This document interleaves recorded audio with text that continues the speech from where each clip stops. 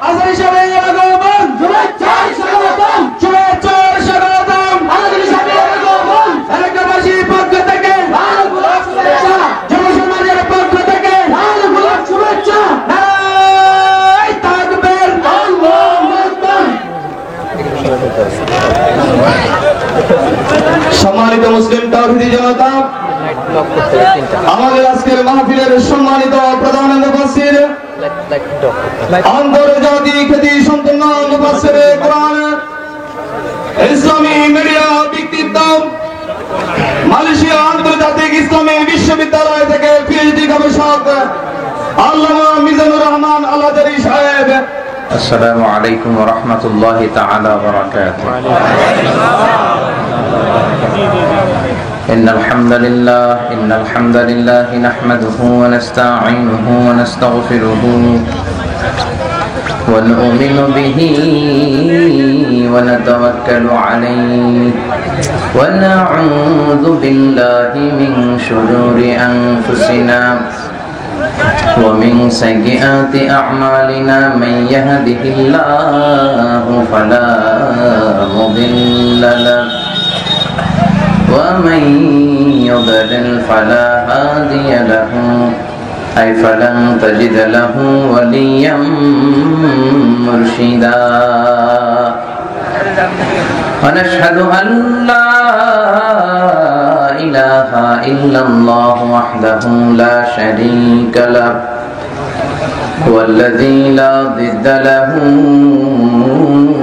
ولا ند له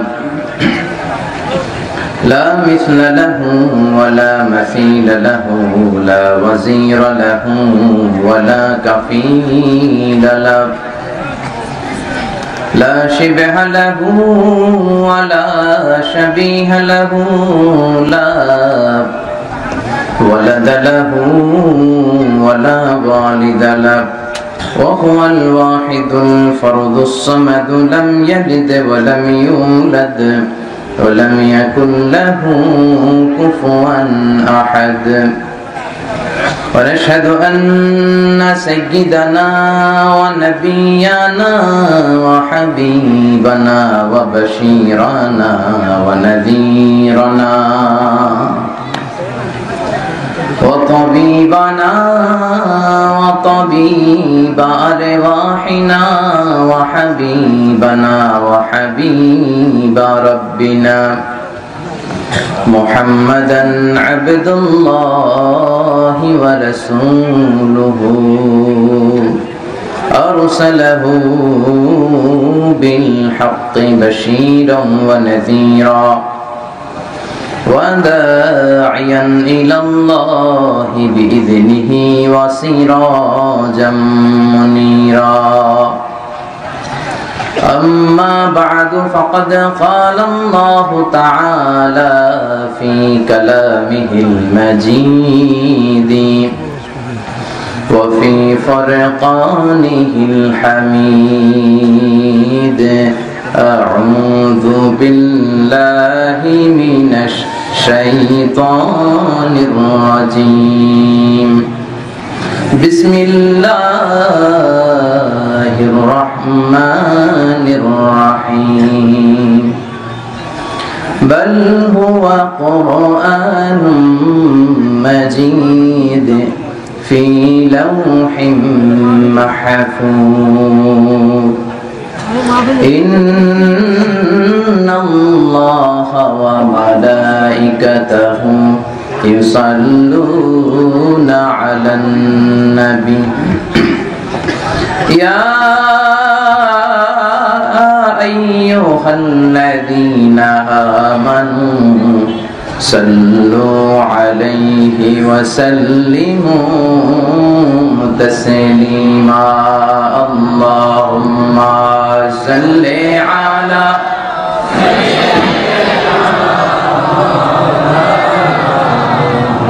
وعلى آل سيدنا مولانا মুহাম্মদ। সবাই মহাব্বতের সাথে জোরে জোরে আওয়াজ করে পড়ুন আল্লাহুম্মা সাল্লি আলা সাইয়্যিদিনা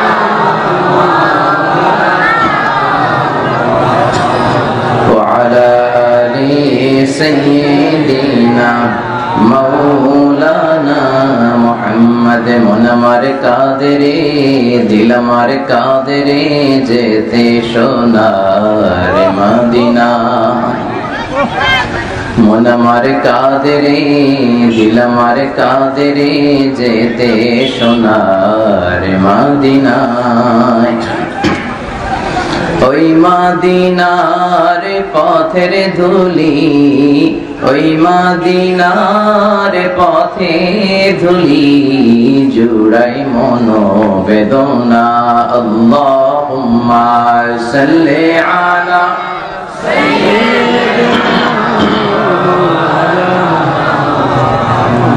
ওয়া আলা আলি সাইয়্যিদিনা মৌলানা মুহাম্মদ রজব শাবানে বরকতে দাও রমজান মাসে গুনাহ ঝড়াও রজব শাবানে বরকতে দাও রমজান মাসে গুনাহ ঝড়াও সপ্তাহ জুড়ে তুমি বরকতে দাও জুমার দিনেতে গুনাহ ঝড়াও রজব শাবানে বরকতে দাও রমজান মাসে গুনাহ ঝড়াও আল্লাহুম্মা সাল্লি আলা সাইয়্যিদিনা ওয়া আলা আলি সাইয়্যিদিনা মাওলানা মুহাম্মদ লা ইলাহা ইল্লাল্লাহ লা ইলাহা ইল্লাল্লাহ জোরে লা ইলাহা ইল্লাল্লাহ লা ইলাহা ইল্লাল্লাহ আল্লাহ নামের জিকির করবে যারা আল্লাহর কাছে প্রিয় তারা আল্লাহর কাছে প্রিয় যারা জান্নাতে প্রবেশ করবে তারা জোরে লা ইলাহা ইল্লাল্লাহ লা ইলাহা ইল্লাল্লাহ লা ইলাহা ইল্লাল্লাহ মুহাম্মাদুর রাসূলুল্লাহ সাল্লাল্লাহু আলাইহি ওয়াসাল্লাম বিসমিল্লাহির রহমানির রহিম পরম করুণাময় অসীম দয়ালু আল্লাহ তাআলার নামে শুরু করছি।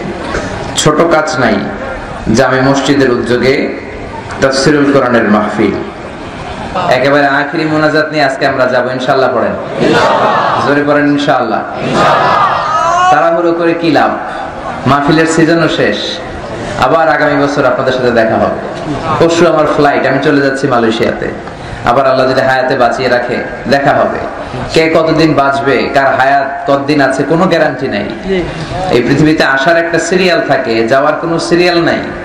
কি অবাক করা কাণ্ড, আসার সময় দাদা আসে, তারপরে বাবা, তারপরে ছেলে, তারপরে নাতি, কিন্তু যাওয়ার সময় নাতির লাশ কাঁধে নিয়ে দাদা গোরস্থানে যায়, ছেলের লাশটাকে কাঁধে নিয়ে বাবা কবরস্থানে যায়। এরকম নজির আছে না নাই? এজন্য আমরা কোরআনের মাজলিসে এসেছি, এটার একটা আদব আছে। এখানে আদব মেনটেন করে চললে এভরি সেকেন্ডে আপনার উপর মার্সি, ব্লেসিংস, রহমত, বরকত নাজিল করবে কে?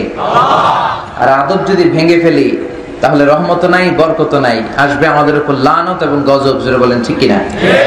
এজন্য আজকে আমরা শেষ পর্যন্ত থেকে ছোট কাজ নাই এর এই জামে মসজিদের উদ্যোগের এই মাহফিলটাকে সফল করে তারপরে ইনশাআল্লাহ বাড়ি ফিরে যাব। ইনশাআল্লাহ পড়েন, সবাই পড়েন ইনশাআল্লাহ, আরো জোরে পড়েন ইনশাআল্লাহ।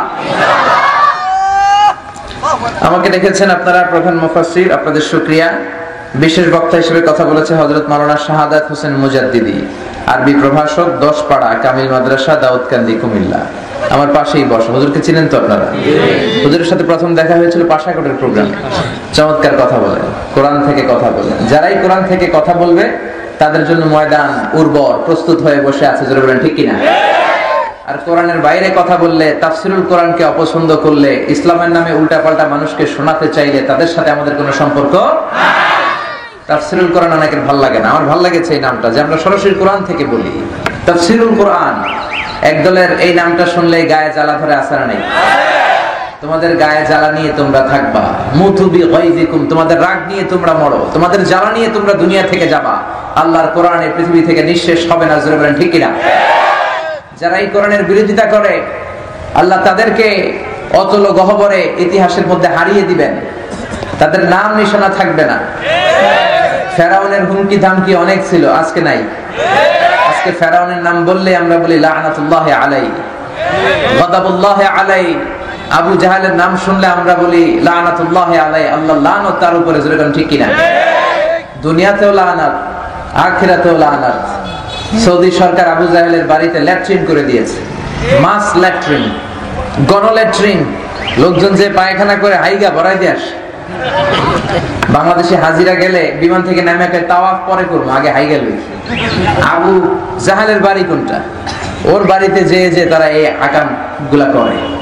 তার মানে গোটা বিশ্বব্যাপী up to the day of judgement, কিয়ামত পর্যন্ত আবু জাহেলের উপর লানত আছে না নাই? আর আমার বিশ্বনবীর উপর রহমত আর বরকত আছে না নাই? নামরুদের উপর লানত আছে না নাই? বিশ্বনবীর নামের প্রশংসা গোটা বিশ্ব জুড়ে আছে না নাই? ফেরাউনের নাম শুনলেই তার উপর আল্লাহ লানত আছে না নাই? বিশ্বনবীর নাম শুনলেই সাথে সাথে তাকবীর আছে না নাই? যেই ফেরাউন, আমি নিজে দেখে এসেছি ফেরাউনের লাশটা সামনে। আমি ঘুরে ঘুরে দেখলাম রয়্যাল মমিস চেম্বারে শুটকি মানুষ, একটা মানুষকে শুটকি দিলে যেমন হয়, ফেরাউনের লাশের অবস্থা ঠিক তেমন। আমার বিশ্বাসই হয় না যে এই ফেরাউনের ধমকে প্রিয় নবী মুসা আলাইহিস সালাম রাতে ঘুমাতে পারে নাই।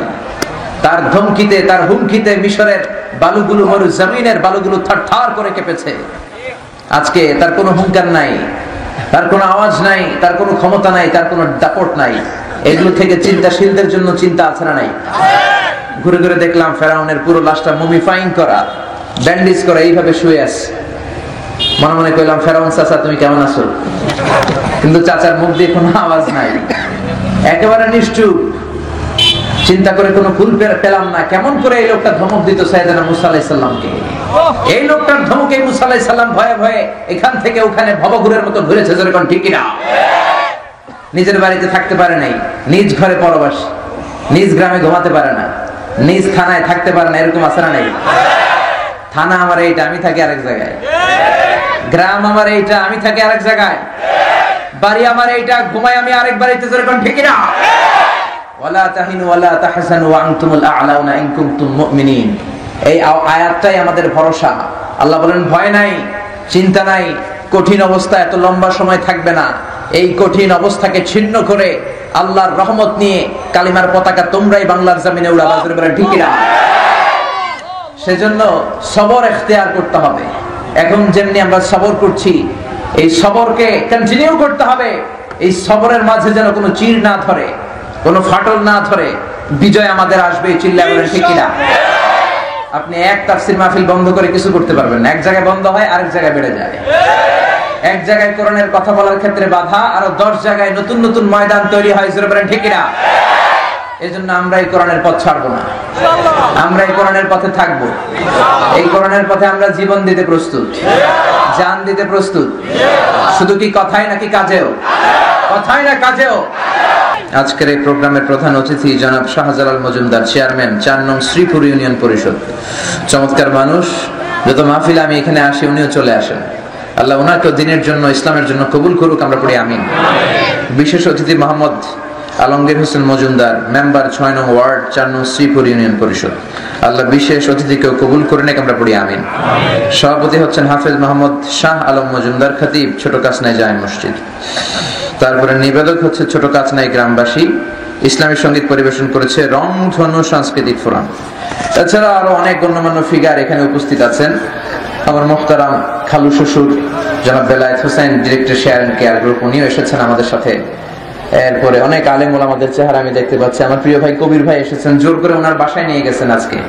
ইন্তেজামিয়া কমিটি আপ্যায়ন করতে পারে নাই, আমি আন্তরিকভাবে দুঃখ প্রকাশ করছি। আপনারা আয়োজন করার পরেও আমি সেখানে যেতে পারি নাই। এই যে আমাদের কোরআনের প্রতি ভালোবাসা, এই ভালোবাসাগুলোকে আল্লাহ in the day of judgment, কিয়ামতের দিন নাজাতের ওসিলা বানাক, আমরা পড়ি আমিন। আসুন আমরা আল্লাহর দরবারে শুকরিয়া এবং সুজুদ জানাই যে আল্লাহ তাআলা আজকের এই চমৎকার পরিবেশে মহাবিশ্বের মহাবিশ্বয় মহাগ্রন্থ আল কোরআন থেকে কথা শোনার জন্য আমাদেরকে একত্রিত করেছেন। আমরা খুশি না বেজার? আসুন আমরা 3টা তাকবীর দিব আল্লাহর শুকরিয়া স্বরূপ। 3টা তাকবীর দিয়ে আমাদের আলোচনা শুরু করব। আমি পড়বো আল্লাহু আকবার, আমার সাথে সাথে আপনারাও পড়বেন আল্লাহু আকবার। পড়া যাবে তো? গলা ফাটিয়ে পড়তে হবে। রাজি আছেন তো? পড়েন আল্লাহু আকবার, আল্লাহু আকবার, আল্লাহু আকবার। আজকে যে বইটা থেকে, যে বইটার আলোকে আমরা কথা শুনবো, বইটার নাম কি? সবাই বলেন কি নাম? আর জোরে কি নাম? এই কোরআনে কোনো ভুল আছে? সন্দেহ আছে? কারণ বইটাকে নাজিল করেছে কে? আপনার জীবনে, আপনার মরণে সবকিছুর সমাধান কোরআনে আছে না নাই? সমাধান চাও যদি জীবনে, মরণে ফিরে যাও, খুঁজে নাও, চোখ রাখো কোরআনে। পড়েন সবাই।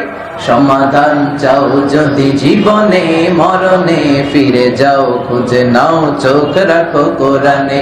If you want a solution this dunya and akhirah, go back, have a look to the holy Quran. বলেন ঠিক না?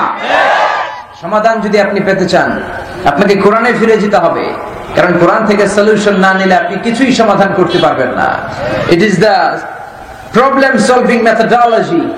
This book is the problem solving book in the world. পৃথিবীর যত সমস্যা আছে এটা সমাধান করার জন্য আল্লাহ এই কোরআনকে পাঠিয়েছেন। জোরে বলেন ঠিক কিনা? কোন বিষয়ে যদি আপনি কনফিউজড হন, আপনি কি করবেন, কোনটা সত্য কোনটা মিথ্যা আপনি বুঝতে পারছেন না, আল্লাহর কোরআনে সে ব্যাপারে সমাধান আছে না নাই? এজন্য কোরআনের একটা নাম আল্লাহ দিয়েছেন আল ফুরকান। কি নাম? আল ফুরকান। ইফাররিকু বাইনাল হক ওয়াল বাতিল, হক আর বাতিলের মাঝে পার্থক্য করে দেয়। It differentiates between right and wrong, ভুল এবং শুদ্ধের মধ্যে পার্থক্য করে দেয়। ইফ ইউ ওয়ান্ট টু জাজ সামথিং, জাজ বাই দ্য হোলি কোরআন। কোন কিছু জাজ করতে চাইলে কোরআন দিয়ে করেন। If you want to test something, test with the holy Quran. কোন কিছু টেস্ট করতে চাইলে কোরআন দিয়ে টেস্ট করেন। If you want to evaluate something, evaluate with the holy Quran. কোন জিনিসকে পরীক্ষা করতে চাইলে কোরআন দিয়ে পরীক্ষা করবেন, তাহলে জিনিসটা শুদ্ধ না অশুদ্ধ আপনি সমাধান পেয়ে যাবেন। চিল্লায় বলেন ঠিক না? এইজন্য জীবনটাকে শুদ্ধ করতে হলে এই কোরআন থেকে আমাদের প্রেসক্রিপশন নিতে হবে। আমার ফ্যামিলিটাকে শুদ্ধ করতে হলে কোরআন থেকে প্রেসক্রিপশন নিতে হবে। কোরআন থেকে প্রেসক্রিপশন না নিলে ফ্যামিলি শুদ্ধ হবে না, সমাজ শুদ্ধ হবে না, এই বাংলাদেশটা শান্তির বাংলাদেশ হবে না। জোরে বলেন ঠিক কিনা? এদেশ থেকে দুর্নীতি কমানো যাবে না, বরং দুর্নীতি বেড়েই যাবে। ল্যাংড়া দুদক দিয়ে দুর্নীতি কমানো যায় না। জোরে বলেন ঠিক কিনা? এজন্য কোরআন থেকে সমাধান নিয়ে আমার দেশের সবগুলো বড় বড় জায়গা যেন আমরা পরিচালিত করতে পারি, সেই পদক্ষেপে নামতে হবে। এই কোরআন আমাদের সংসদ ভবনে থাকার দরকার আছে না নাই? বঙ্গভবনে, গণভবনে, সবগুলো সার্কিট হাউসে, সবগুলো সেনাবাহিনীর ক্যান্টনমেন্টে, সবগুলো ইউনিভার্সিটিতে, তাহলে এদেশে শান্তি আসবে। চিল্লায় বলেন ঠিক কিনা? সূরাতুল বুরুজ থেকে এই কোরআনের মর্যাদার ব্যাপারে ছোট্ট দুটি আয়াত তেলাওয়াত করেছি, 21 এবং 22 নম্বর আয়াত। বাল হুয়া কুরআনুম মাজিদ ফি লাওহিম মাহফুজ। এই আয়াতের আলোকে কিছু কথা আমরা শুনবো, সবাই পড়েন ইনশাআল্লাহ।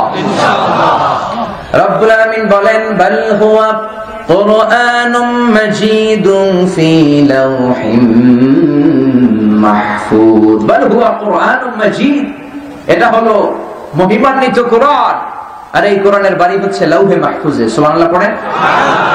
লাউহে মাহফুজটা কোথায়? তানভীরুল মিকবাস ফি তাফসীর ইবনে আব্বাসের রচয়িতা আব্দুল্লাহ ইবনে আব্বাস, যিনি সব মুফাসসিরদের সম্রাট, তিনি বলেন লাউহুল মাহফুজ হচ্ছে ফাকাস সামাইস সাবিআ, সপ্ত আকাশের উপরে। তুলুহু মা বাইনাস সামাই ওয়াল আরদ, আকাশ থেকে জমিন যত লম্বা, লাউহে মাহফুজ ঠিক তত লম্বা। আরদুহু মা বাইনাল মাশরিকি ওয়াল মাগরিব, পৃথিবীর পূর্ব থেকে পশ্চিম প্রান্ত যত দূর, লাউহে মাহফুজের প্রশস্ততাও ঠিক তত দূর। চিল্লায় পড়েন আল্লাহু আকবার। ওয়া হুয়া মিন দুররাতিন বাইদা, সাদা ঝকঝকে ফকফকে মণি, মুক্তা, ক্রিস্টাল, ডায়মন্ড আর প্লাটিনাম স্টোন দিয়ে আল্লাহ লাউহে মাহফুজকে তৈরি করেছেন। জোরে বলেন ঠিক কিনা? আল্লাহ বললেন গোলাম, এই কিতাবটা এমন কিতাব যে কিতাবের মর্যাদা বাড়াতে বাড়াতে বাড়াতে বাড়াতে দুনিয়াতে আমি এই কিতাবের বাড়ি বানাই নাই, এই কিতাবের একটা বাড়ি আমি বানিয়ে দিয়েছি লাউহে মাহফুজে। সুবহানাল্লাহ। 7 আসমানের উপরে এই কোরআনের জন্য বাড়ি তৈরি করে দিয়েছে কে? আবার আল্লাহ বললেন কিতাবটা এমন কিতাব, 104টা আসমানি কিতাব আমি দুনিয়ায় পাঠালাম। 104টা আসমানি কিতাবের মধ্যে সর্বশ্রেষ্ঠ করে যেই কিতাবটাকে পাঠালাম, কিতাবটার নাম কি? আর জোরে বলেন কি নাম? আবার আল্লাহ বললেন যেন কোন নবীর কাছে পাঠাই নাই, যেই নবীর প্রেমে গোটা বিশ্ব মাতোয়ারা, যেই নবীর জন্য সবাই প্রশংসা করে, ওই মহাবিশ্বের সবচাইতে সেরা নবী বিশ্ব নবীর উপর কোরআন নাজিল করে কোরআনের মর্যাদাকে আরেক ধাপ আমি বাড়িয়ে দিলাম। তার মানে দেখেন, মর্যাদার সর্বোচ্চ স্তরে রয়েছে কোরআন। এই কোরআনের বাড়ি সবচেয়ে উপরে। কাবা ঘরের উপরে, বাইতুল মামুরের উপরে, সবচেয়ে উপরে আল্লাহ কোরআনের বাড়ি দিয়ে কোরআনের মর্যাদাকে বাড়ালেন না কমালেন? 104টা কিতাবের মধ্যে সর্বশ্রেষ্ঠ করে কোরআনের মর্যাদা বাড়ালেন না কমালেন? সব নবীদের সেরা নবী বিশ্ব নবীর উপর কোরআন নাজিল করে কোরআনের মর্যাদা বাড়ালেন না কমালেন? তারপরে আল্লাহ বললেন গোটা বিশ্বে ভাষার কোনো শেষ নাই। কত যে ভাষা! মিশরে যখন পড়াশোনা করতে গিয়েছি তখন আমি দেখেছি কত ভাষায় মানুষ কথা বলে। আমি বাংলায় বললে আফ্রিকানরা বুঝে না, আফ্রিকানরা সুহাইলি ভাষায় কথা বললে আমরা বুঝি না, ইংরেজরা কথা বললে চাইনিজরা বোঝে না, আবার চাইনিজরা তাদের ভাষায় চিয়াং ফিয়াং জিয়াং শিয়াং এই শব্দগুলো উচ্চারণ করে যখন পার্সোনালি তারা একে অপরের সাথে কথা বলে, হাসে, এক্সচেঞ্জ করে তাদের ভিউ, তাদের মনের সব আকুতি মিনতি তারা একে অপরে বুঝে হাসে, তারা যখন কথা বলে আমরা কেউ বুঝি না। জোরে বলেন ঠিক না? তার মানে এত ভাষার সম্ভার মহাবিশ্বে। রব্বুল আলামিন বলেন এতগুলো ভাষার মধ্য থেকে সবচাইতে সেরা ভাষা আরবি ভাষায় আমি কোরআন নাজিল করে কোরআনের মর্যাদা আরেক ধাপ বাড়িয়ে দিলাম। ইন্না আনজালনাহু কুরআনান আরাবিয়্যান লাআল্লাকুম তাআকিলুন। নিশ্চয় আমি এই কোরআনকে আরবি ভাষায় নাজিল করেছি যাতে তোমরা বুঝো। জোরে কোন ঠিক না? কোরআন কোন ভাষায় নাজিল হয়েছে? আর জোরে কোন ভাষায়? আরবি শিখতে রাজি আছেন তো? সবাই রাজি আছেন? আবার আল্লাহ বললেন আমার কাছে মাসের হিসাব 12টা, এক বছরে মাস কয়টা? সবাই বলেন, আরো জোরে বলেন। আল্লাহ বললেন 12 মাসের যে কোনো মাসে এই কোরআন আমি নাজিল করতে পারতাম, কিন্তু 12টা মাসের যে কোনো মাসে আমি কোরআন নাজিল করি নাই। সাইয়্যিদুশ শুহুর 12টা মাসের সেরা মাস রমজান মাসে কোরআন নাজিল করে কোরআনের মর্যাদা আরেক ধাপ বাড়িয়ে দিল কে? শাহরু রমাদানাল্লাযী উনজিলা ফীহিল কুরআন। রমজান মাসটা হলো এমন মাস যে মাসে কোরআন নাজিল করেছেন কে? আল্লাহ। আর জোরে কে? আবার রমজান মাসের মধ্যে কখনো 29 দিন পাই, আবার কখনো কখনো রমজান মাসে আমরা 30 দিন পাই। 29 দিন পেলে তারপরের দিন আমরা ঈদ পালন করি। জোরে বলেন ঠিক কিনা? ওমন রমজানের ওই রোজার শেষে এলো খুশির ঈদ, তুই আপনাকে আজ বিলিয়ে দে শোন আসমানি তাকিদ, তোর সোনা দানা বালা খানা সব রাহে লিল্লাহ, দে যাকাত মুর্দা মুসলিমেরা ভাঙাইতে নি। পড়েন রমজানের ওই এলো খুশির ঈদ। আল্লাহু আকবার। রমজান মাসে আমরা 29 দিন পাই, 29টা রাত পাই, কিংবা 30 দিন পাই, 30টা রাত পাই। আল্লাহ ডেকে বললেন গোলাম 30টা রাতের মধ্যে সবচাইতে সেরা রাত, সবচাইতে মাহেন্দ্রক্ষণ লাইলাতুল কদরের রাতে কোরআনকে নাজিল করে কোরআনের মর্যাদা আরেক ধাপ বাড়িয়ে দিল কে? চিৎকার করে বলেন কে? ইন্না আনজালনাহু ফি লাইলাতিল কদরি ওয়া মা আদরাকা মা লাইলাতুল কদর। নিশ্চয় আমি রমজানের যেন কোনো দিনে কিংবা রাতে কোরআন নাজিল করি নাই। রমজানের 29টা রাত কিংবা 30টা রাতের মধ্যে সবচাইতে সেরা রাত লাইলাতুল কদরের রাতে কোরআন নাজিল করে কোরআনের মর্যাদা আমি সবচেয়ে বাড়িয়ে দিয়েছি। ঠিক কি না? তার মানে আপনি যেই অ্যাঙ্গেলেই চিন্তা করেন, যেই অ্যানালাইসিসেই চিন্তা করেন, যেই বিচার বিশ্লেষণী শক্তি থেকেই আপনি চিন্তা করেন, সব দিক থেকে আল্লাহ তাআলা মহাবিশ্বের মহাবিশ্বয় মহা গ্রন্থ আল কোরআনের মর্যাদা বাড়িয়েছে না কমিয়েছে? জোরে বলেন বাড়িয়েছে না কমিয়েছে? আবার এই কিতাব এমন কিতাব, এই কিতাব পৃথিবীর সবচাইতে পাওয়ারফুল কিতাব, the resource of power in the world, the book of books, the most powerful book in the world। পৃথিবীর সবচাইতে শক্তিধর কিতাব, ক্ষমতা পূর্ণ কিতাবের নাম হচ্ছে কোরআন। জোরে বলেন ঠিক কিনা? এমন কিতাব ছিল এটা, এমন কিতাব যেই কিতাব নাজিল হওয়ার পর পর বিশ্বনবী মুখস্থ করার জন্য পাগল হয়ে যেতেন। আল্লাহ বললেন লা তুহাররিক বিহি লিসানাকা লিতাআজালা বিহি ইন্না আলাইনা জামাআহু ওয়া কুরআনা ফাইদা ক্বরানাহু ফাত্তাবি' কুরআনা। ও নবী, জিবরাইল যখন এই কোরআন নাজিল করে আপনি পাগল হয়ে যান কেন? এই কোরআনের তাফসীর আমরা মজায় মজায় শুনি। আমরা সবাই মুসলমান হয়েছি, ইসলাম আমরা গ্রহণ করি নাই। আমরা কি ইসলাম গ্রহণ করেছি নাকি? জোরে বলেন। আমরা বাপদাদার কাছ থেকে ইসলাম পেয়েছি, ইসলাম তো গ্রহণ করেছে আবু বকর, ইসলাম তো গ্রহণ করেছে ওমর, যেরকম ঠিক না? তারা কোরআনের জন্য পাগল পাড়া ছিলেন। এমনকি বিশ্বনবী কোরআন রিসিভ করতে যে কত যে কষ্ট সহ্য করেছেন, বর্ণনা দিয়ে বর্ণনা শৈলীর মধ্যে সেটা আনা যাবে না। বিশ্বনবীর কাছে যখন কোরআন নাজিল হতো, জিব্রাইল কোরআনের 5টা 10টা আয়াত নাজিল করার পরে ওই কোরআন সিনার মধ্যে নেয়ার জন্য হেফজখানার ছাত্রের মতো পড়া শুরু করে দিতেন। আয়েশা ডাক দিলেও শুনতেন না, খাদিজা ডাকলেও শুনতেন না। যখন তিনি কোরআনকে ইয়াদ করতেন, কোরআনকে হেফজ করতেন, পাগলের মতো পড়তে পড়তে বিশ্বনবীর মুখের 2 দিক দিয়ে থুতু বের হয়ে যেত, ফেনা বের হয়ে যেত। পাগলের মতো কোরআনকে মেমোরাইজ করার জন্য, হেফজ করার জন্য তিনি পাগল পড়া হয়ে যেতেন। আল্লাহ বিশ্বনবীর সান্ত্বনা দিলেন, ডেকে বললেন, বিশ্বনবী পাগলের মতো কোরআন পড়ার দরকার নাই, কোরআন ইয়াদ করতে করতে পড়তে পড়তে মুখ দিয়ে ফেনা বের করার দরকার নাই।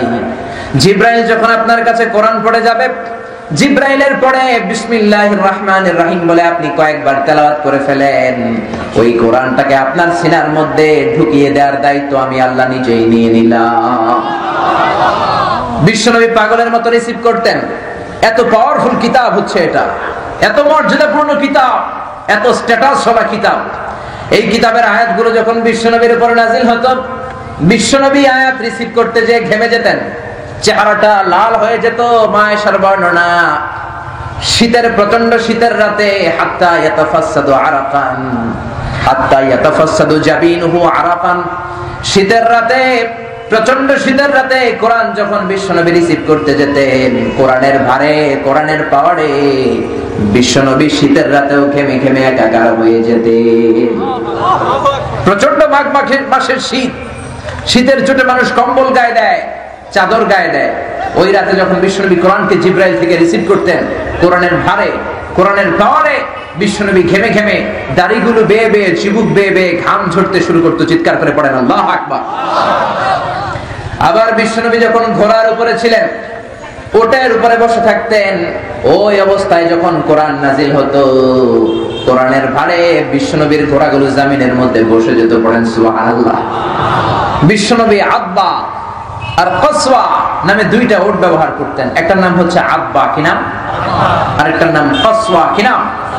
এই কসওয়া ওটের উপর থাকা অবস্থায় অনেক কোরআনের আয়াত বিশ্বনবী রিসিভ করেছেন। ওটের উপরে বসে থাকা অবস্থায় বিশ্বনবীর উপর যখন কোরআন নাজিল হতো, বিশ্বনবী সহ্য করতে পারতেন। বিশ্বনবীকে রব্বুল আলামিন ওই সহ্য ক্ষমতা দিয়ে দুনিয়ায় পাঠিয়েছেন, কিন্তু ঘোড়ার তো এই ক্ষমতা নাই, ওটের গায়ে তো অত শক্তি নাই। বিশ্বনবী সহ্য করতে পারতেন, ঘোড়া সহ্য করতে পারে নাই, উটগুলো সহ্য করতে পারে নাই। ঘোড়ার উপরে, ওটের উপরে বসা অবস্থায় কোরআন নাজিল হলে মুহূর্তের মধ্যে ঘোড়াগুলো, উটগুলো জমিনের মধ্যে বসে যেত। আবার মাঝে মাঝে আদর করে বিশ্বনবী কিছু প্রিয় সাহাবীদের পায়ের মধ্যে মাথা রেখে ঘুমাতেন। সুবহানাল্লাহ পড়বেন না? আবু বকরকে এত ভালোবাসতেন, বিশ্বনবীর হিজরতের সাথী আবু বকরের রানের মধ্যে মাথা রেখে বিশ্বনবী অনেক ভারে ঘুমিয়েছেন। যায়েদ ইবনে সাবিতের পায়ের মধ্যে, রানের মধ্যে মাথা রেখে বিশ্বনবী ঘুমিয়েছেন।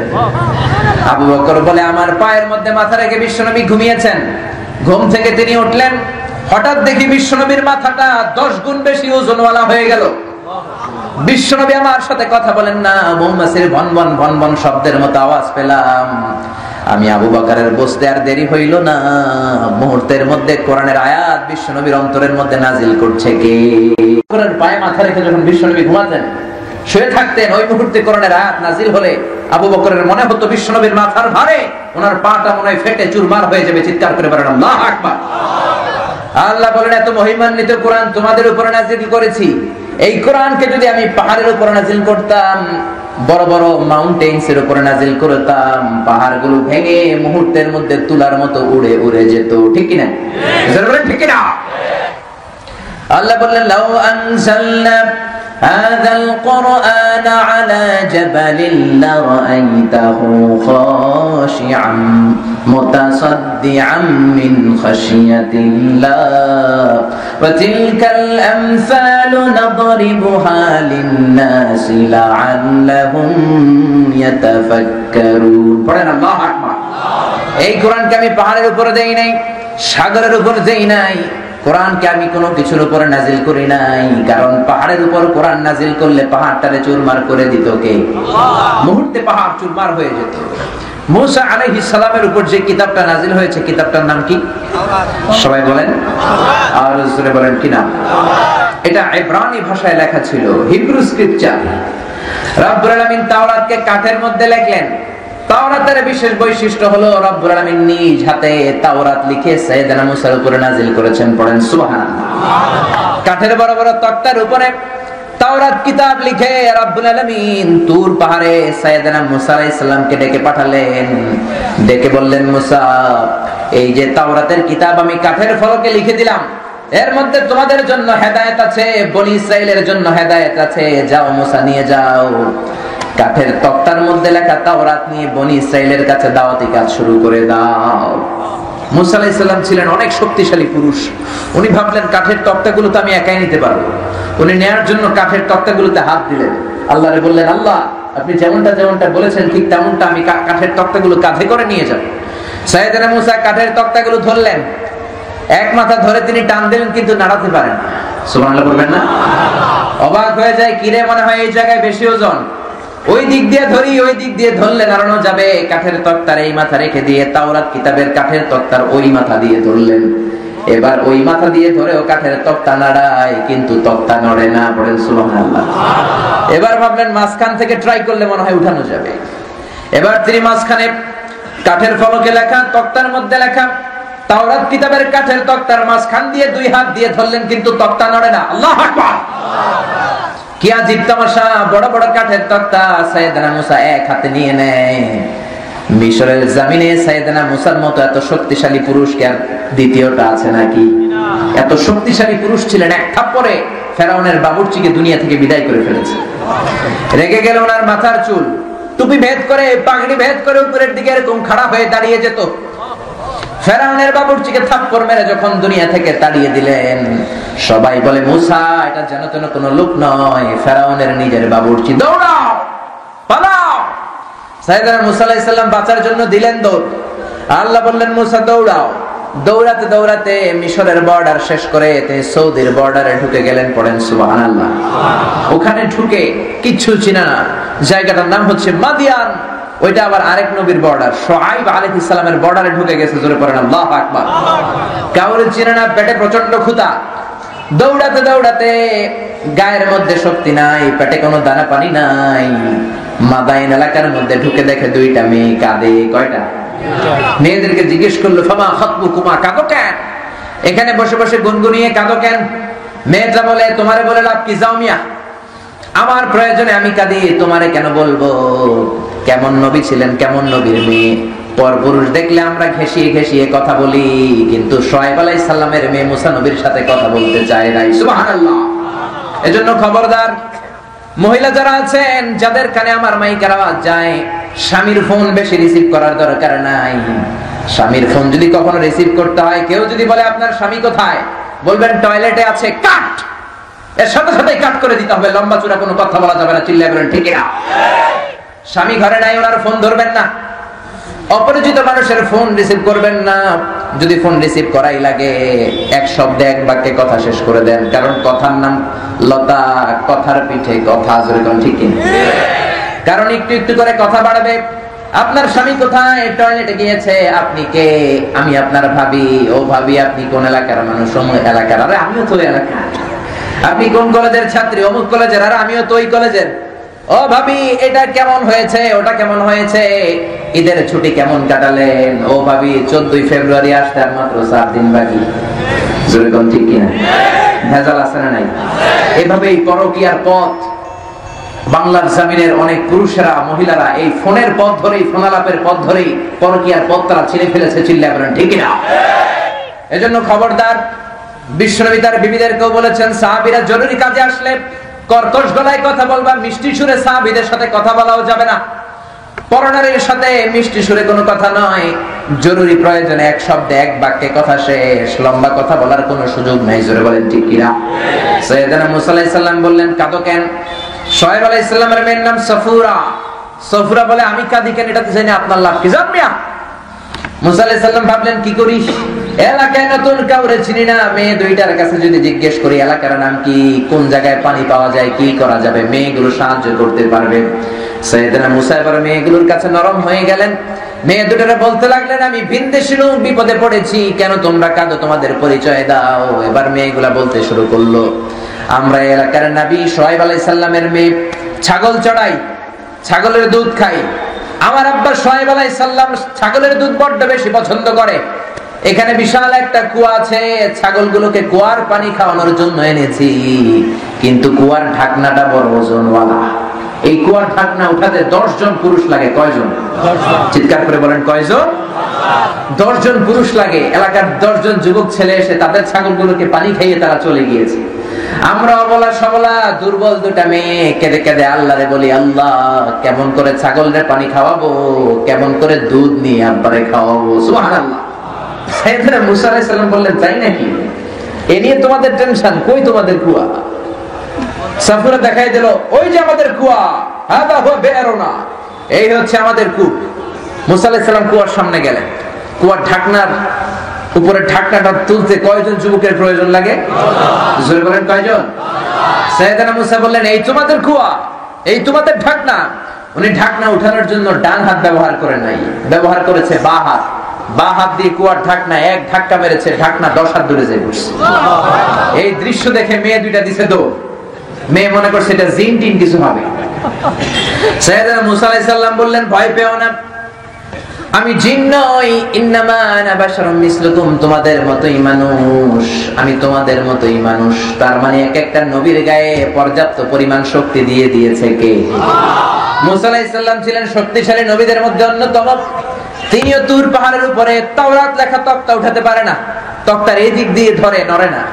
তক্তার ওই প্রান্ত দিয়ে ধরে, তখনও নড়ে না। তাওরাত লেখা তক্তাগুলোর মাঝ দিয়ে ধরে, তারপরেও তক্তা নড়ে না। মনে আছে তো? না ভুলে গেছেন? এবার সাইয়েদনা মুসা আলাইহিস সালাম নরম হয়ে গেলেন। আল্লাহর ডেকে বললেন, আল্লাহ আমি তো ভেবেছি আমি একাই তুলে বনি ইসরাইলের কাছে নিয়ে যাব, কিন্তু তক্তা তো নড়ে না। আল্লাহ বললেন, আমি কি করব? সাইয়েদনা মুসা আলাইহিস সালাম বললেন, রব্বুল আলামিন জিবরাইলকে একটু বলেন আমার ভাই জিবরাইল যেন আমাকে একটু সাহায্য করে। জিবরাইল ধরবে ওই মাথায়, আমি ধরবো এই মাথায়, দুইজন মিলে টান দিলে মনে হয় তক্তা উঠবে। সুবহানাল্লাহ পড়বেন না? আল্লাহ সাইয়েদনা জিবরাইলকে ডেকে বললেন, যাও জিবরাইল, তোমার কাছে সাহায্য চেয়েছে, যাও তুমি সাহায্য করো। সাইয়েদনা জিবরাইল এবার তক্তার এই মাথায় ধরলেন, সাইয়েদনা মুসা ধরলেন এই মাথায়। এবার দুইজন মিলে টান দিলেন, হেইয়া, আরো জোরে হেইয়ো। কিন্তু কি আজীব তামাশা, তক্তা তো নড়ে না। মুসা আলাইহিস সালামের গায়ে যত জোর, সব জোর একসাথে করে তক্তায় টান দেয়, কোমরের রক ছিঁড়ে যাওয়ার অবস্থা, কিন্তু তক্তা নড়ে। কথা মনে বুঝতেছেন না? আমার তক্তা নড়ে। সাইয়েদনা জিবরাইল তক্তা ধরলেন, জিবরাইল গায়ের জোর দিয়ে তক্তার মধ্যে টান দিলেন, কিন্তু তক্তা নড়ে। জিবরাইলের কোমরের রক ছিঁড়ে যাওয়ার অবস্থা। সাইয়েদনা মুসা আলাইহিস সালাম ডেকে বললেন, মাবুদ আমিও পারলাম না, ভাই জিবরাইলও পারে না। জিবরাইলের সাথে যে হাজার হাজার রক্ষী ফেরেশতা, ওই রক্ষী ফেরেশতাদেরকে বলে দেন একটু হেল্প করার জন্য। সুবহানাল্লাহ বলবেন না? আল্লাহ বললেন, যাও রক্ষী ফেরেশতারা তোমরাও হেল্প করো।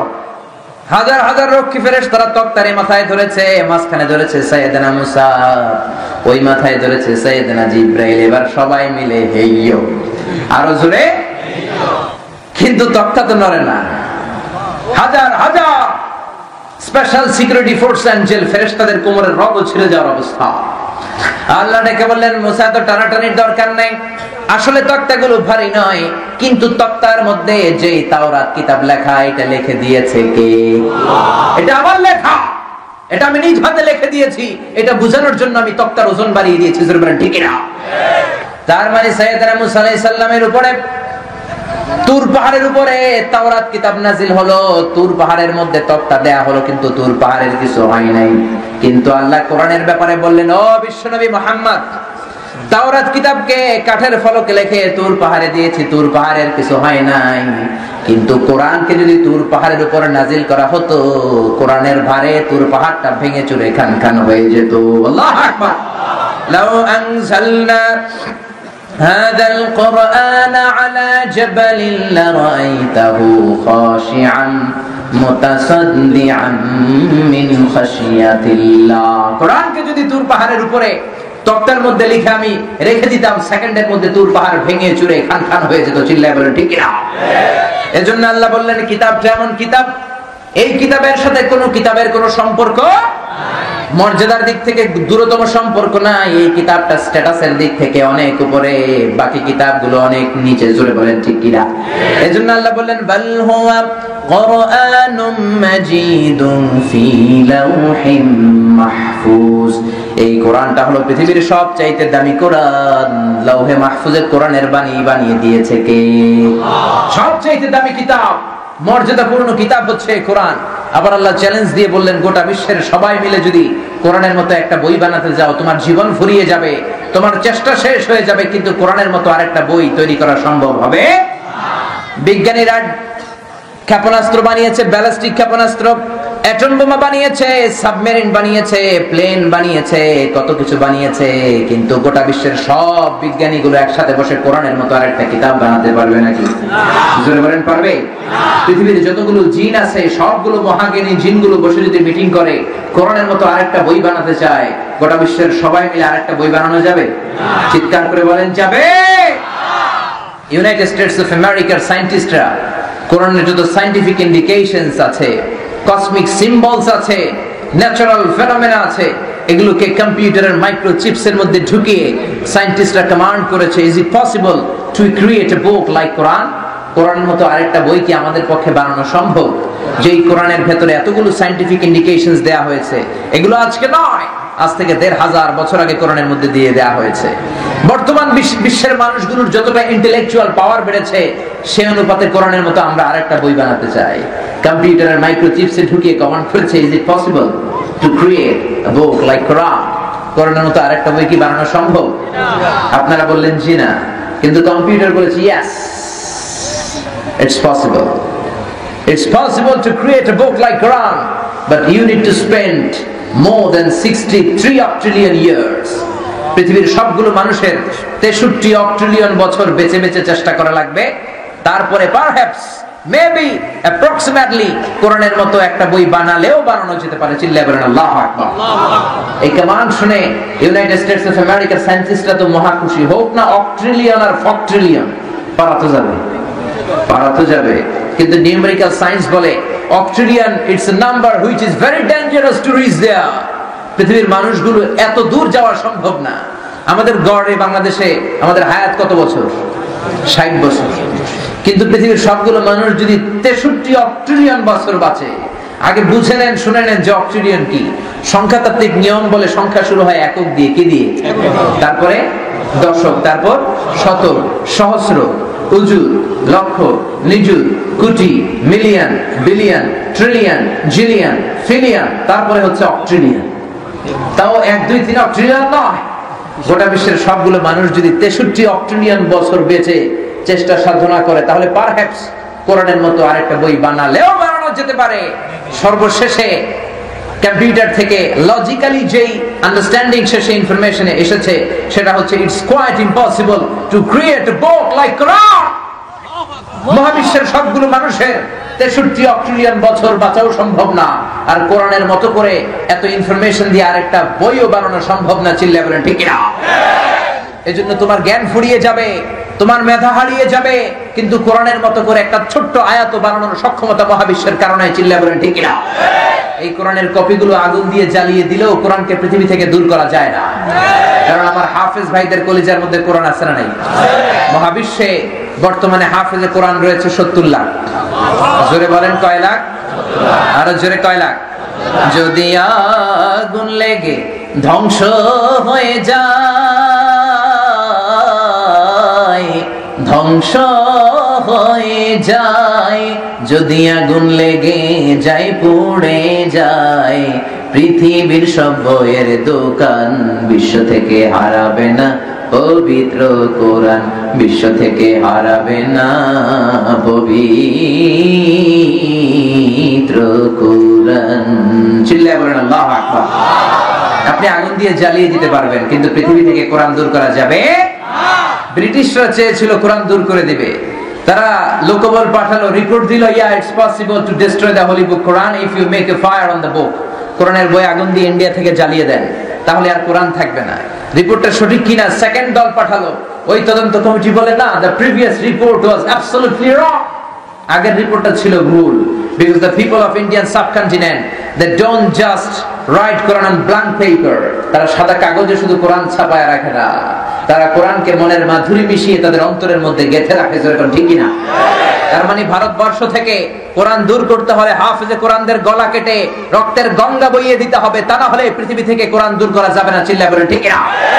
তার মানে কোরআনের সাথে বিরোধিতা করে আমাদের কোনো লাভ নেই। কোরআনকে দূর করতে চাইলে আমি দূর হয়ে যাব, আমি নিঃশেষ হয়ে যাব, আমি কালের গহ্বরে হারিয়ে যাব, কোরআনের কিচ্ছু হবে না। চিল্লায় বলেন ঠিক কিনা? এই জন্য এই কোরআন বেশি বেশি তেলাওয়াতের দরকার আছে না নাই? সবাই দিনের শুরুটা কোরআন তেলাওয়াত দিয়ে শুরু করতে রাজি আছেন তো? ফজরের পরে আমরা কোরআন তেলাওয়াত শুরু করব। বিশ্বনবী বলেন কোরআনকে তোমরা পড়বা চমৎকার মেলোডি দিয়ে, চমৎকার সুর দিয়ে। আপনি জানেন না আপনার বাচ্চাদের মধ্যে যে কি রহস্যময় ক্রিয়েটিভিটি লুকিয়ে আছে, কি সৃজনশীলতা আপনার ছেলেদের মধ্যে লুকিয়ে আছে। আমার দেশের হেফসখানাগুলোতে কি খাওয়ায় আপনারা ভালো করেই জানেন। ডাল আর ভাত, সবজি আর ভাত, এগুলো খেতে পারে না বাচ্চাগুলো। না খেয়ে কষ্টে কেঁদে কেঁদে কোরআন মুখস্থ করে এই ছেলেগুলো ইন্টারন্যাশনাল প্ল্যাটফর্মে যখন বসে যায় বিশ্বের 1 নাম্বার হাফেজ হয়ে যায়। যেরকম ঠিক কিনা? এমন হাফেজ কোরআন আছে যার কণ্ঠে তেলাওয়াত শুনলে আপনার চোখ দিয়ে দাঁড় দাঁড় করে পানি নেমে যাবে। এদেশের ছেলে মেয়েদের কণ্ঠ এত সুন্দর, এরা যদি হাফেজের মতো হাফেজ হতে পারে, এদের মতো হাফেজ আরেক পিস হাফেজ বিশ্বের কেউ উপহার দিতে পারবে না। চিল্লায় বলেন ঠিক কিনা? আমাদের কণ্ঠের সুনাম করে মিশরে, আমাদের কণ্ঠের সুনাম করে মদিনাতে, আমাদের কণ্ঠের সুনাম করে জর্ডানে। যতগুলো ইসলামী বিশ্ববিদ্যালয় আছে, আমার যে ফ্রেন্ডরা আছে, আমি শুনি বাংলাদেশের কণ্ঠের সাথে কণ্ঠ গোটা বিশ্বের কারো কণ্ঠের কোনো মিল হয় না। এত সুর, এত সুরের ঝংকার আল্লাহ তাদের গলায় ঢুকিয়ে দিয়েছেন। জোরে বলেন ঠিক কিনা? আমরা যখন আল আজহারে পড়ি, আমাদেরকে প্রতি বছর 2 পারা করে কোরআন মুখস্থ করে শায়েখদেরকে শোনানো লাগতো। এটা কম্পালসারি। আরবদের জন্য সম্পূর্ণ 30 পারা, 4 বছরে ভাগ ভাগ করে 30 পারা, 7.5 পারা করে। প্রথম বছর 7.5, তারপরের বছর 15, তারপরের বছর 22.5, তারপরের বছর 30। কিন্তু আমরা যেহেতু নন আরব, আরব দেশের মানুষ না, আমাদের কোরআন মুখস্থ করতে কষ্ট হয়। মিশর সরকার নিয়ম করে দিয়েছে, নন আরব যারা তারা 8 পারা মুখস্থ করবে, প্রতি বছর 2 পারা।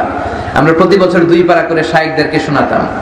আমার ভাগে একবার পড়েছে এক অন্ধ শায়েখ, মানে চোখে দেখে না, তো তার সেক্রেটারি সব লিখে, রোল নাম্বার, ক্রমিক নাম্বার, ছাত্রের নাম, নাম্বার। শায়েখ শুধু কান দিয়ে শুনে। ওনাকে আল্লাহ সচল করে দিয়েছেন কান, এমন কান একবার কারো সাউন্ড শুনলে 5 বছর পরে দেখা হলো নাম বলে দিতে পারে। আমাকে ডাকা হলো, তাআলা ইয়া মিজান, তাআল।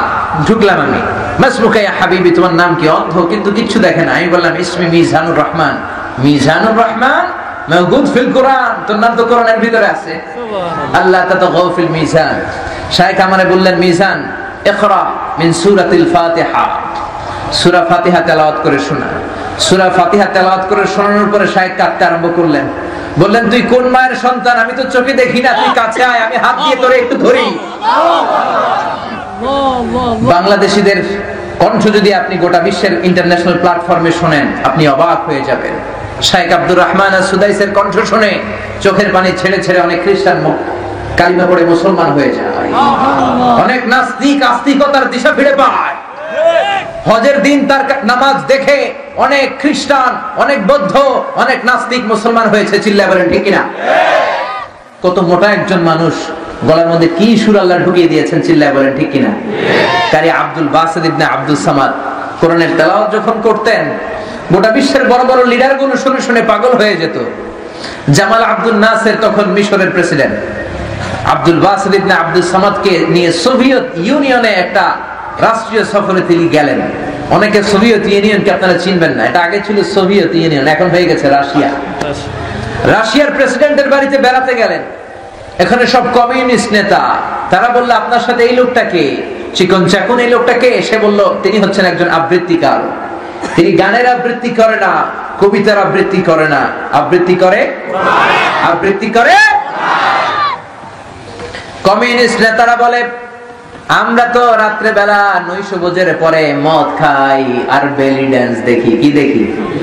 জামাল আব্দুল নাসির বলে, মিশরে আমরা রাষ্ট্রীয় নৈশভোজের পরে আব্দুল বাসিত ইবনে আব্দুস সামাদের তেলাওয়াত শুনি। আপনারা যদি চান আজকের এই কমিউনিস্ট পার্টির নৈশভোজের মদের আড্ডাখানার ভেতরে আমি আমার আবৃত্তিকারক দিয়ে আপনাদেরকে দিয়ে একটু আবৃত্তি শোনাতে চাই। কমিউনিস্ট লিডাররা বলল, it's okay, done, that's not a big deal, কোনো সমস্যা নাই। আপনার আবৃত্তিকারক আপনাদের কোন বই আছে আমরা চিনি না, আবৃত্তি করবে। সবার হাতে মত। নৈশভোজের পরে কারি আব্দুল বাসিত ইবনে আব্দুস সামাদ মাইক্রোফোন হাতে নিয়ে যেখানে বেলি ড্যান্স হয় ওইখানে কোরআন থেকে তেলাওয়াত করা শুরু করে দিলেন। তারা ছিল রাশিয়ার মানুষ, রাশান ভাষায় কথা বলে। রাশান আরবি বুঝে না, আরবি জানে না, কোনোদিন শুনে নাই। সবার হাতের মধ্যে মদ, সবগুলো কমিউনিস্ট নেতা শুধু মদ খায়। আর আব্দুল বাসিত ইবনে আব্দুস সামাদের তেলাওয়াত শুনে জামাল ইবনে আব্দুল নাসির খেয়াল করে দেখলেন আব্দুল বাসিত ইবনে আব্দুস সামাদ যখন কোরআনের তেলাওয়াত শুরু করে দেয় সবগুলো কমিউনিস্ট নেতা মদের বোতল রেখে দিয়ে কান্না শুরু করে দিয়েছে, কাঁদতে শুরু করেছে। নৈশভোজের পরে জামাল আব্দুল নাসির বলল, বারাকুম, আপনার কি হয়েছে? আপনারা তো অর্থ বোঝেন না, মানে বুঝেন না, এই আবৃত্তি জীবনে শোনেন না, এই ধরনের তেলাওয়াত রিসাইটেশন জানেন না, আপনারা কাঁদেন কেন? কমিউনিস্ট নেতা বলে, কেন কাঁদে জানি না, তবে যখন মাইক্রোফোন নিয়ে এসে আবৃত্তি করা শুরু করে দিয়েছে আমাদের কলিজাটা মুহূর্তের মধ্যে ঠান্ডা হয়ে গিয়েছে। এত আত্মিক প্রশান্তি, আমাদের মনে এত জ্বালা, এত দুঃখ, ভেতরের এত শান্তি আজকের নৈশভোজের এই আবৃত্তি শুনে যেটা আমরা পেয়েছি আমাদের গোটা জীবনেও তেমন পাই নাই। চিৎকার করে পড়েন আল্লাহু আকবার। এজন্য তেলাওয়াতের মতো তেলাওয়াত করতে জানলে, ওই তেলাওয়াত শুনলে মানুষের অন্তর নরম হয়ে যায়। চিল্লায় বলেন ঠিক না?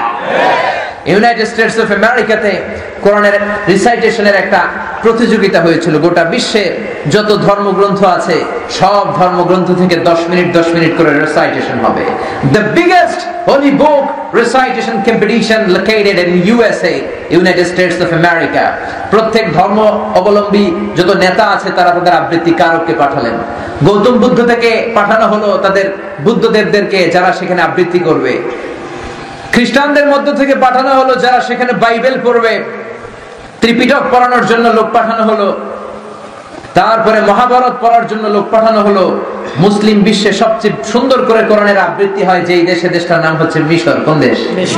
মিশর থেকে কোরআন আবৃত্তি করে শোনানোর জন্য পাঠানো হলো কারি আব্দুল বাসিত ইবনে আব্দুস সামাদকে। বিশাল বড় কনফারেন্স রুম। আমাদের সংসদ ভবনে যেমনি স্পিকার বসে ওই জায়গায় বিচারক বসেছে।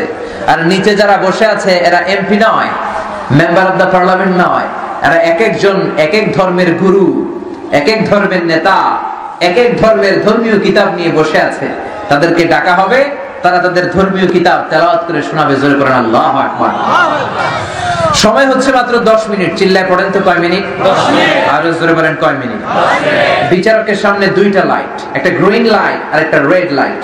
গ্রিন সিগন্যালে যখন চাপ দিবে the reciter will start the recitation of the holy book. যাকে ডাকা হবে তিনি তার ধর্মীয় গ্রন্থ আবৃত্তি করা শুরু করবেন। 10 মিনিট শেষ হলে বিচারক রেড বাটনে চাপবে। লাল বাতিতে চাপার সাথে সাথে সবুজ বাতি বন্ধ হয়ে গেলে, লাল বাতি জ্বলে উঠলেই মুহূর্তের মধ্যে আবৃত্তি বন্ধ করে দিতে হবে। কথা কি বুঝতে পারতেছেন? কথা ক্লিয়ার তো? আব্দুল বাসিত ইবনে আব্দুস সামাদ পেছনের দিকে একটা সিট পেয়েছেন, উনিও বসে আছেন। সবার জন্য আবৃত্তি করার সময় মাত্র 10 মিনিট। জোরে বলেন কয় মিনিট? বিচারক শুরুতে ডেকেছে শ্রীমত ভগবত গীতা। গ্রিন বাটন, সবুজ বাতি জ্বলে ওঠার সাথে সাথেই আবৃত্তি শুরু হয়ে গেল। ওম নমো ভগবতী বাসুদেবায়। চলছে আর চলছে, কেউ বুঝুক আর না বুঝুক চলতেছে। 10 মিনিট যখন শেষ, বিচারক রেড বাটনে চেপেছে। শ্রীমদ ভগবত গীতা যিনি আবৃত্তি করলেন তিনি নেমে এসেছে। এরপরে ডাকা হয়েছে দ্য হোলি বাইবেল। গোটা বিশ্ব কাঁপানো সুপার পাওয়ার আমেরিকার সবচেয়ে বড় ষোড়শ বেনেডিক্টের ভাগিনা গিয়েছে সেখানে তেলাওয়াত করার জন্য বাইবেল থেকে। গ্রিন বাটন, সবুজ বাতি দেখে পড়া শুরু হয়েছে। Help us Jesus the son of God, ও দ্য জেসাস। বাইবেল থেকে 10 মিনিট তেলাওয়াতের পরে রেড বাটন যখন বিচারক চেপেছে সেও নেমে এসেছে। এভাবে ত্রিপিটক, রামায়ণ, মহাভারত, দীঘানিকায়া, ইয়াহভিজ, সেকারডেটাল, তালমা, Torah, Old Testament, New Testament, জিন্দাবেস্তা। আগুনকে দেখলে যারা নমস্ত গায়, অনির্বাণ শিখার পাণ্ডুলিপি নিয়ে তারা হাজির। চীন থেকে গিয়েছে প্রাচীন কনফুসিয়াসের পাণ্ডুলিপি নিয়ে, সবাই পড়েছে। সবার জন্য 10 মিনিট। জোরে বলেন কয় মিনিট? 10 মিনিট। সর্বশেষে যে লোকটার নাম এসেছে তিনি হচ্ছেন কারি আব্দুল বাসিত ইবনে আব্দুস সামাদ। বিচারক মাইক্রোফোন নিয়ে ঘোষণা দিল, নাও the representative of Muslim Ummah, Abdul Basit Ibn Abdus Samad, will come to the dais and recite from the holy book Quran. সর্বশেষ প্রতিযোগী মুসলিম বিশ্ব থেকে আসা প্রতিনিধি আব্দুল বাসিত ইবনে আব্দুস সামাদ, তিনি এখন ডাইসে এসে তার নির্ধারিত সময়ের 10 মিনিট তিনি তার ধর্মগ্রন্থ থেকে আবৃত্তি করবেন। মিশরের কারীরা দাড়ি রাখে না, এটা ওনাদের tradition, clean shave. Abdul Basit ইবনে আব্দুস সামাদের ছেলে আমার বন্ধু। আমি যে হোস্টেলে থাকতাম তার ছেলে আসতো, ইয়া মোটা, বাবা হয়েছে চিকনা, পোলা হয়েছে মোটা। আব্দুল বাসিত ইবনে আব্দুস সামাদ ঢোলা একটা জুব্বা, মিশরি শাইখেরা কারীরা ঢোলা জুব্বা পরে, গলার মধ্যে খয়েরি কালারের একটা মাফলার বা একটা চাদরের মতো পরে, নীলের জিন খুবই পাতলা, কোরআনের একটা কপি নিয়ে সবাই তাকিয়ে আছে। পেছন থেকে তিনি হেঁটে হেঁটে যাচ্ছেন, মাইক্রোফোন সামনে নিয়ে উনি তেলাওয়াত শুরু করে দিলেন। যারা ওনার বিভিন্ন ধরনের বিভিন্ন রিওয়ায়াতের তেলাওয়াত শুনেছেন তারা জানেন তিনি সূরা ফাতিহা পড়তে সময় লাগায় 13 মিনিট। এর কারণ he repeat all the time long when he recite the holy verses from the Quran. কোরআনের আয়াত যখন তিনি তেলাওয়াত করেন উনি রিপিট করেন, তাকরার করেন। আউযুবিল্লাহ থেকে পরে আর রহমান, আবার আউযুবিল্লাহ, আবার আলহামদুলিল্লাহি রাব্বিল আলামিন, আবার বিসমিল্লাহ, আবার আউযুবিল্লাহ থেকে শুরু করেন। চিল্লায়ে বলেন আল্লাহু আকবার। উনি কোরআন হাতে নিয়ে মাইক্রোফোনের সামনে যে পড়া শুরু করলেন, সূরাতুল ফাতিহা তেলাওয়াত শুরু করে দিলেন। সূরাতুল ফাতিহাই পড়তে সময় নিয়েছে প্রায় 12 মিনিট। কয় মিনিট? শ্রীমত ভগবত গীতাওয়ালারা হাততালি দেয়, সময় শেষ। কিন্তু কি আজীব তামাশা, সব প্রতিযোগীদের জন্য সময় ছিল 10 মিনিট করে, ঘড়ির কাঁটায় দেখা যায় 12 মিনিট হয়ে যায়, কিন্তু বিচারক তো লাল বাতি চাপে না। কারি আব্দুল বাসিত ইবনে Abdus Samad United States of America সেই কনফারেন্স রুমে দাঁড়িয়ে সূরাতুল ফাতিহা তেলাওয়াতের পরে কোরআনের সবচেয়ে চমৎকার সুরেলা সূরা আর রহমান শুরু করেছেন। আব্দুর রহমান যখন দেখলেন, আব্দুল বাসিত ইবনে আব্দুর রহমান যখন দেখলেন পুরো কনফারেন্স রুম আমার দখলে, আমার নিয়ন্ত্রণে, আমার তেলাওয়াতে পাগলের মতো সবগুলো তাকিয়ে আছে, এখনই সময় আর রহমান শোনানোর। চিল্লায়ে বলেন ঠিক কিনা? 12 মিনিট পরে উনি সূরাত আর রহমান তেলাওয়াত শুরু করে দিলেন। আব্দুল বাসিত ইবনে আব্দুস সামাদের গলার মধ্যে রব্বুল আলামিন যত সুর দিয়েছেন, ঝংকার দিয়েছেন, সবগুলো সুর ঢেলে দিয়ে সেদিন তিনি কোরআন শুরু করেছে। 15 মিনিট হয়ে গেল, বিচারক লালবাতি চাপে না, কারণ লালবাতি চাপার কথাটা তাকে ভুলাই দিয়েছে কে? আল্লাহ। চিৎকার করে বলেন কে? আল্লাহ। শ্রীমত ভগবত গীতাওয়ালারা বড় বড় চোখ করে তাকায়, কিরে আমার হয়ে 10 মিনিট, এই লোকটারে এত বেশি দেয় কেন? বাইবেলওয়ালারা বড় বড় চোখ করে তাকায়, রামায়ণ যিনি তেলাওয়াত করেছেন বড় বড় চোখ করে তাকায়, কিন্তু আব্দুল বাসিতের তেলাওয়াত আছে না নাই? তেলাওয়াত ইজ কন্টিনিউইং। 15 মিনিট চলে যায়, লাল বাতি চাপে না। 20 মিনিট চলে যায়, লাল বাতি চাপে না। 30 মিনিট যখন হয়ে যায়, অর্গানাইজিং কমিটির চেয়ারম্যান দেখে না নিয়ন্ত্রণ করা কঠিন, তিনি এসে বিচারকের গায়ের মধ্যে ধাক্কা দিয়েছে। Hey man, what the hell are you doing here? Why aren't you pressing the red button? তুমি লাল বাতি চাপো না কেন? ধাক্কা দেওয়ার পরে তার হুঁশ ফিরে এসেছে, আবার বেহুশ হয়ে যায়। তিনি দাঁড়িয়ে বলতে লাগলেন, ও আব্দুল বাসিত ইবনে Abdus Samad, come from Egypt, there is no time limits for you, recite as you wish. O Abdul Basit ইবনে আব্দুস সামাদ, আজকের কনফারেন্স রুমে তোর জন্য সময়ের কোনো ধারাবাধা নিয়ম নাই, তোর যত মনে চায় তুই পড়ে যা।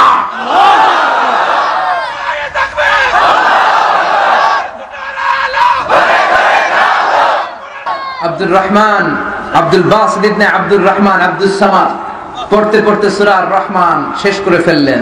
পুরো কনফারেন্স রুমে পিনপতন নীরবতা, কোনো আওয়াজ হয় নাই। গোটা মানুষের চোখ দিয়ে সেদিনও পানি ঝরিয়েছিলেন কে? আল্লাহ। যেহেতু কম্পিটিশন আন্তর্জাতিক কম্পিটিশন, মামলা হয়েছে আন্তর্জাতিক আদালতে। বলেন তো আন্তর্জাতিক আদালতটা কোথায়?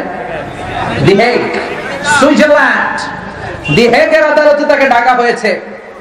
মাননীয় আদালত তাকে কাঠগড়ায় দাঁড় করিয়ে জিজ্ঞেস করা হলো, ইউ আর দ্য জাজ of the international competition, you have given 10 minutes for Bible, 10 minutes for Ramayana, 10 minutes for Tripitaka, why have you given extra 30 minutes for Muslims community? তোমার কথা ছিল সবাইকে 10 মিনিট করে দেয়া, বাইবেলের দিছো 10 minute, ত্রিপিটককে 10 minute, Shrimad Bhagavad Gita ওলাগরে 10 minute, কোরআনের 30 মিনিট দিলি কেন? why have you made the partiality between the books? তুমি পার্সিয়ালিটি করলা কেন? বিচারক বলে, মাননীয় আদালত, I have a humble question to you. আপনার প্রশ্নের উত্তর দেওয়ার আগে আমার একটা উত্তর দেন। মাননীয় আদালত কয়, কি রে, সুইজারল্যান্ডে এত বছর ধরে আমি জাজ থাকি, প্রধান বিচারপতি, কেউ আমারে প্রশ্ন করার সাহস পায় না, এটা আমারে প্রশ্ন করে কেন? কাঠগড়ায় দাঁড়িয়ে বলে, I have a question to you, humble question. বিনয়ের সাথে আমি একটা প্রশ্ন করতে চাই। তিনি বলতে শুরু করলেন, যখন বাইবেল পড়া হচ্ছে আমি নিয়ম অনুযায়ী গ্রিন বাটনে চাপলাম, সবুজ বাতি জ্বলে উঠলো, জ্বলে উঠলো, বাইবেল তেলাওয়াত শুরু হলো। 10 মিনিট শেষ, লাল বাতিতে চেপেছি। আমি মহাভারতকে ডাকলাম, সবুজ বাতিতে চাপলাম, তেলাওয়াত শুরু হলো। 10 মিনিট শেষ, লাল বাতিতে চেপেছি, সে চলে গিয়েছে। আমার হুঁশ আছে, আমার নিউরন কানেক্টিভিটি ঠিক আছে, আমার নার্ভাস সিস্টেম ঠিক আছে, আমি আমার সাথে আছি। কিন্তু লর্ডের কসম করে বলি, ভগবানের কসম করে বলি, সর্বশেষ প্রতিযোগী মিশর থেকে আসা কারি আব্দুল বাসিত ইবনে আব্দুস সামাদ মাইক্রোফোনটা হাতে নিয়ে কি যেন বলে একটা টান মারলো। মুহূর্তের মধ্যে আমি আর আমার সাথে না। আমি কোথায় আছি আমি নিজেও জানি না। আমি কি সাগরে দুলছি না বাতাসে ভাসছি? আমি কি আটলান্টিক মহাসাগরে না প্রশান্ত মহাসাগরে? সুরের কোন ভবনে ভগবান যে আমারে নিয়ে গেলেন আমি নিজেও জানি না। আমি শুধু শুনতেই লাগলাম। এই লোকটা তখন ছিল মেডিকেলি আনফিট। সময়ের জ্ঞান তার মাথা থেকে উঠিয়ে নিয়েছিল কে? আর জোরে বলেন কে? আমাদের তেলাওয়াত শুনে যদি মানুষ কাঁদে, আব্দুর রহমান আর-সুদাইসির তেলাওয়াত শুনে যদি মানুষ কাঁদে, আব্দুল বাসিত ইবনে আব্দুস সামাদের তেলাওয়াত শুনে যদি কাঁদে, যে বিশ্ব নবীর উপর কোরআনটা নাজিল হয়েছিল, ওনার কণ্ঠে যারা তেলাওয়াত শুনেছে তাদের কি অবস্থা হয়েছিল মক্কা? তারা কি অনুভব করেছিল তাদের হৃদয়ে? বিশ্ব নবীর প্রথম কর্মসূচি ছিল ইয়াতলু আলাইহিম আয়াতে, আল্লাহর কোরআন তিনি তেলাওয়াত করে করে মক্কার লোকদেরকে শোনাতেন। জোরে বলেন ঠিক কিনা? এমনকি মক্কার কাফেরগুলো পাগলের মতো তেলাওয়াত শুনতো। দিনের বেলায় বিশ্বনবীর বিরুদ্ধে লোকদের কাছে ভোট চায়, রাত্রে বেলায় বিশ্বনবীর বাড়িতে যে কোরআন শুনে। আবু জাহেল দিনের বেলায় বিশ্বনবীর গালি দেয়, মক্কার লোকদের কাছে বিশ্বনবীর বিরুদ্ধে জনমত গড়তে চায়, আবার রাত্রি বেলায় কোরআন শুনে। আসে না নাই? বর্তমানেও যারা দেখবেন তাফসীরুল কোরআন মাহফিল বন্ধ করতে চায়, লুকিয়ে লুকিয়ে এরাও মাহফিলে যায়। শুধু মুসলমানেরা না, অনেক হিন্দু ভাইয়েরা এখানে বসে বসে কোরআন শুনে। যেরকম ঠিক কিনা? সিলেটে আমার প্রোগ্রাম, ওখানে 50 জন সনাতন ধর্মের হিন্দু লোকেরা এসেছে কোরআন থেকে কথা শোনার জন্য। সুবহানাল্লাহ বলবেন না?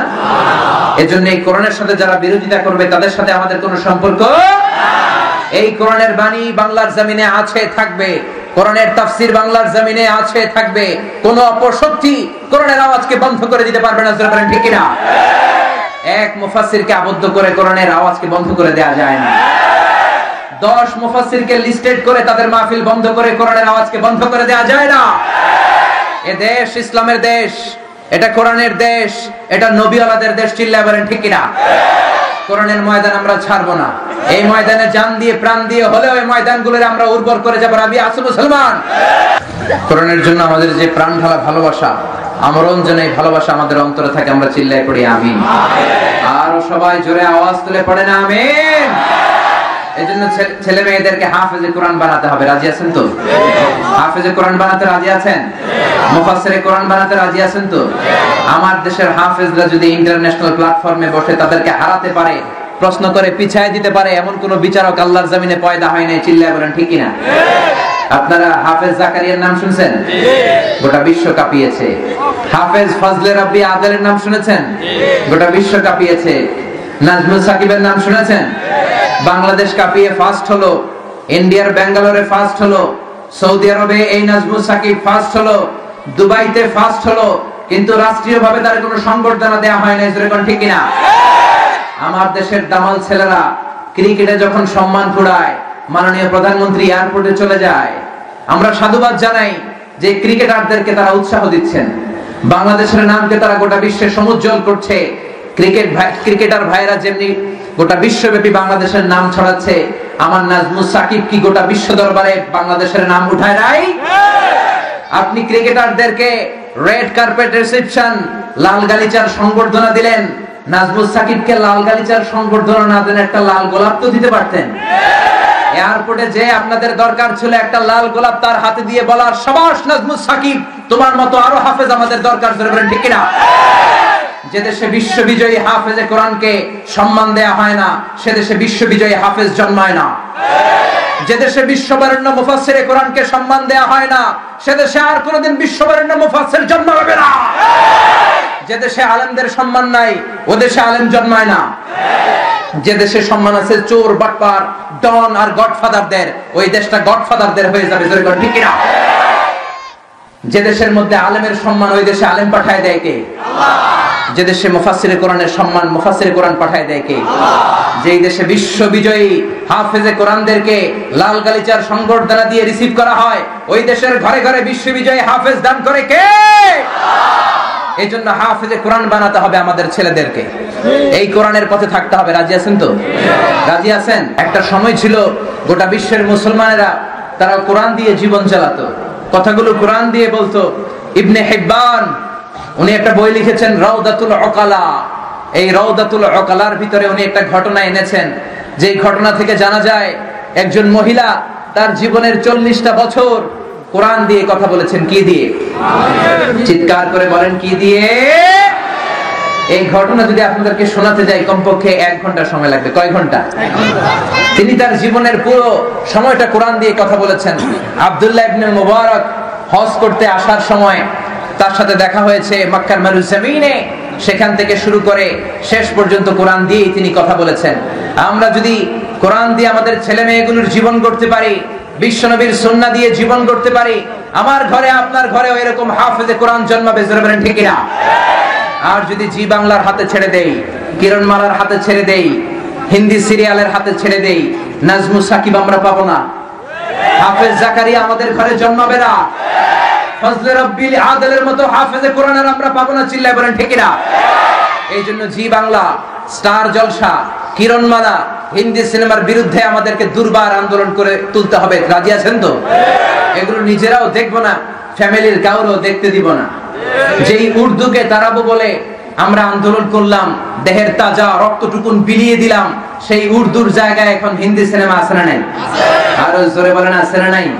দেশের 12টা বাজাইলো রে হিন্দি ফিল্মে, দেশটা রসাতলে গেল রে নানা কুকর্মে, এসব দেখা মরি আমরা ভীষণ লজ্জা শরমে, হিন্দি ফিল্মে দেশের 12টা বাজাইলো রে হিন্দি ফিল্মে, চলে গেল রে নানা কুকর্মে। ফিল্ম দেখা 8 বছরের কলি মদ্দির পোলায়, 9 বছরের জরিনারে দেয় যে গলায় মালা। আর ফিল্ম দেখা নেশা কইরা আব্বারে কয় ড্যাডি গো, হিন্দি ফিল্মে দেশের 12টা বাজাইলো রে হিন্দি ফিল্মে, দেশটা রসাতলে গেল রে নানা কুকর্মে। ঠিক না? এজন্য এগুলোর সাথে আমাদের কোনো সম্পর্ক নাই। আমাদের পারিবারিক অশান্তির মূল কারণে হিন্দি সিরিয়াল। আমরা কোরআনের প্রোগ্রাম দেখব, আমাদের দিনটা শুরু করব কোরআনের তেলাওয়াতের মাধ্যমে। রাজি আছো মুসলমান? রাজি আছো মুসলমান? 1 নাম্বার প্রেসক্রিপশন নেন, দিনটা শুরু হবে ফজরের সালাত জামাতে আদায়ের পরে কোরআন তেলাওয়াত দিয়ে। রাজি আছেন তো? এই কোরআনকে শুধু তেলাওয়াত করলেই চলবে না, নিজ মাতৃভাষায় এই কোরআনের অর্থ বুঝতে হবে, কোরআনের অনুবাদ পড়তে হবে, কোরআনের বাংলা তাফসীর পড়তে হবে, তারপরেই কোরআনের কথাগুলো আল্লাহ আমাদের অন্তরে গেঁথে দিবেন। জোরে বলেন ঠিক কিনা? আল্লাহ তাআলা আমাদের সবাইকে কথাগুলো বোঝা ও আমল করার তৌফিক দান করুন। আমরা বলি আমিন। 14 গ্রাম আমার খুব কাছের জায়গা। এইখানকার ভাইদের দেখলে আমার আপন মায়ের পেটের ভাইয়ের মতো মনে হয়। যেখানেই কথা বলতে যাই, আশেপাশের এলাকায় 14 গ্রামের ছেলেরা ট্রাক ভাড়া করে, মাইক্রো ভাড়া করে কোরআনের মাহফিলগুলোরে সফল করার জন্য মনের ভালোবাসা উজাড় করে তারা সেখানে উপস্থিত হয়। আমি কোরআনের নগণ্য একজন খাদেম, কি দিয়ে তোমাদেরকে বিদায় দিব? আমি তোমাদের জন্য দোয়া করি, রব্বুল আলামিন সাইয়েদনা ওমরের মতো আমার 14 গ্রামের যুবক ভাইদেরকে তুমি কবুল আর মঞ্জুর করে নাও। 14 গ্রামের এই উর্বর মাটিকে কোরআনের ঘাঁটি হিসেবে তুমি কবুল আর মঞ্জুর করে নাও। আমি পরশুদিন মালয়েশিয়া চলে যাচ্ছি। এবছরের তাফসীর মাহফিল আমি শেষ করছি। আপনাদের সবার কাছে আমি দোয়া চাই, আপনারা সবাই ভালো থাকবেন, সুস্থ থাকবেন, কোরআনের সাথে থাকবেন।